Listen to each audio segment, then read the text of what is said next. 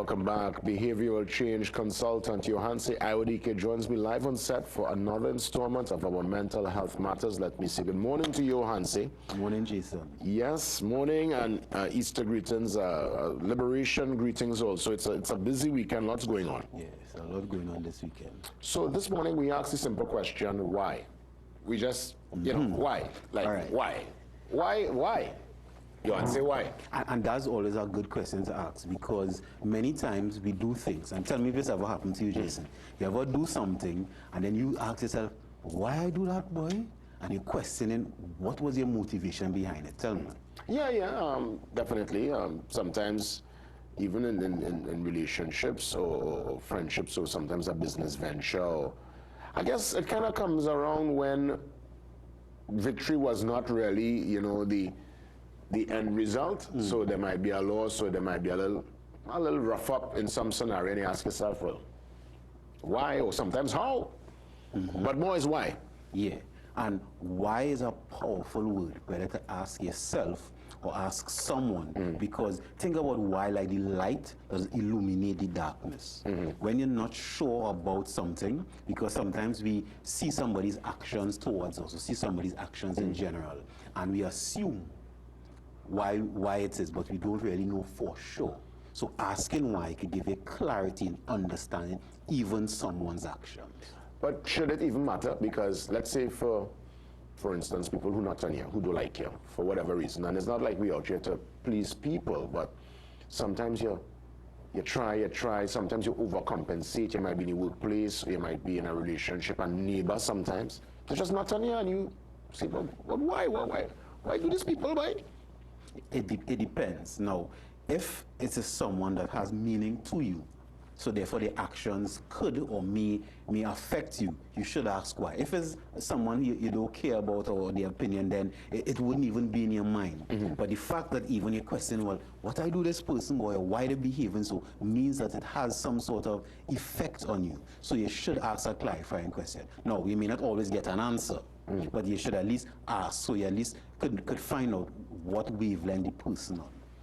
Is why asking yourself certain questions, could it put you into a kind of tailspin, a darkness, into, if you continuously ask yourself why and why and why, and does it take away from the living and the ups and downs that comes with this journey called life?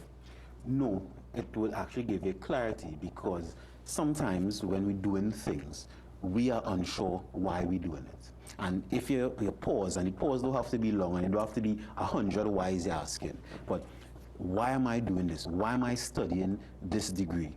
Why am I doing this type of relationship? Why am I with this person? Why am I operating in this way? Why do I behave this way when someone does a certain thing? Asking yourself these questions could give you that knowledge. And you know the saying, knowledge is power. Yes. So if you have that knowledge, you have power to manage yourself.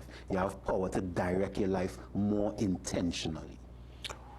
What about the scenario where you feel like you don't really have any control anymore? Let's say in the case of a particular substance, there is a desire to be drawn towards, let's say, sugars, whether it be nicotine, caffeine. It's just something that you seem to really, it's just there, and you can't really break it. I guess professional help will help in that regard. I like how you add sugar to the substance. Yeah, of course, right? because sugar is sugar in everything, And there's some people who, that's the motivation, that's the drive, that's what gets them perky up. So even asking yourself that, because if you realize you're losing control, means you're losing power. So asking yourself that question, why? And sometimes what we do is, even in the why, sometimes we lie to ourselves in the why. So sometimes ask another why, and especially with yourself, you could be honest with yourself, because you could just say, hey, I just feeling for something sweet, I just feeling to eat or drink this thing, I just feeling to go and indulge in this activity because of a certain reason. You're not sharing it with anyone, because it could be something personal, but being honest with yourself, so you could decide whether or not you want to continue along this path or even stop. Let me ask you, in terms of a relationship, I'm just trying to think of different scenarios where we could put the why question in. Where does one strike that balance, asking for accountability or asking your partner why, and not becoming like a nag, not just is why, and this person just like, oh my goodness, you know, ask me this again. How does one strike a balance in that romantic relationship or even work relationship or family dynamic? Most times, let's go to a romantic relationship. When you now meet someone, you're all getting to know each other. So I think you should be asking why. You shouldn't assume why the person doing it, because if you start a relationship based on an assumption and you go along, you could be thinking the person doing it for this particular reason for years and realize there's another reason. So I would say at the beginning of a relationship, each person should ask each other why all the time, so you can establish some sort of premise. And then after that, it shouldn't have much more whys unless it's different behavior. And then that's a romantic. But in any relationship and friendships, because people don't stay the same. And even if you know somebody 10 years, you know, every year, every 2 years, something about the person or even yourself may change. So asking a clarifying question instead of assuming would work very well. Yeah, I'm glad you were able to establish, you know, all these points this morning.